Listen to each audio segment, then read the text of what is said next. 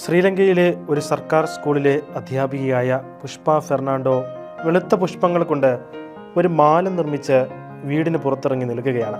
ശ്രീലങ്കയിൽ 4 നൂറ്റാണ്ടിലേറെയായി പിന്തുടരുന്ന ഒരു പാരമ്പര്യമുണ്ട്. പരിശുദ്ധ അമ്മയ്ക്കായി സമർപ്പിക്കപ്പെട്ടിരിക്കുന്ന മെയ് മാസത്തിൻ്റെ തുടക്കത്തിൽ പരിശുദ്ധ അമ്മയുടെ തിരുസ്വരൂപം ഇടവക വൈദികൻ ആശീർവദിച്ച് അത് ആ മാസം അവസാനം വരെ ഇടവകയിലെ ഓരോ കുടുംബങ്ങളിലും പ്രദക്ഷിണമായി കൊണ്ടുപോകുന്നതാണ് ആ പാരമ്പര്യം. അത്തരത്തിൽ ഈ മരിയൻ പ്രദക്ഷിണത്തെ സ്വീകരിക്കാനായിട്ടാണ് പുഷ്പ മാലയുമായി കാത്തിരുന്നത്. അങ്ങനെ വളരെ ആദരവോടെ പരിശുദ്ധ അമ്മയെ അവർ തൻ്റെ ഭവനത്തിലേക്ക് സ്വീകരിച്ചു. തുടർന്ന് രാജ്യത്തിനും കുടുംബത്തിനും വേണ്ടി പ്രാർത്ഥിക്കുകയും പ്രത്യേക പ്രാർത്ഥനകളും അതോടൊപ്പം ജപമാല ചൊല്ലി പ്രാർത്ഥിക്കുകയും ചെയ്തു.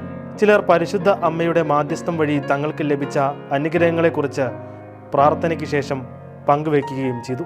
അങ്ങനെ പല രോഗങ്ങളിൽ നിന്നും തങ്ങളുടെ കുടുംബങ്ങളെ അലട്ടിയിരുന്ന നിരവധി പ്രശ്നങ്ങളിൽ നിന്നുമെല്ലാം അമ്മ കാത്തുപരിപാലിച്ച സാക്ഷ്യങ്ങളെക്കുറിച്ച് നിരവധി പേർ പറഞ്ഞതായി പുഷ്പ പങ്കുവച്ചു.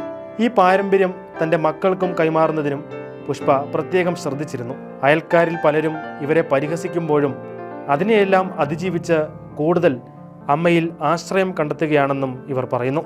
എന്നിരുന്നാലും ഈ മരിയൻ പ്രദക്ഷിണം തങ്ങളുടെ ഭവനത്തിൽ സ്വീകരിക്കാൻ ദാഹിക്കുന്ന ഒരു വിശ്വാസി സമൂഹമാണ് ശ്രീലങ്കയിലുള്ളത് എന്ന് ഇതിൽ നിന്ന് വളരെ വ്യക്തമാണ്.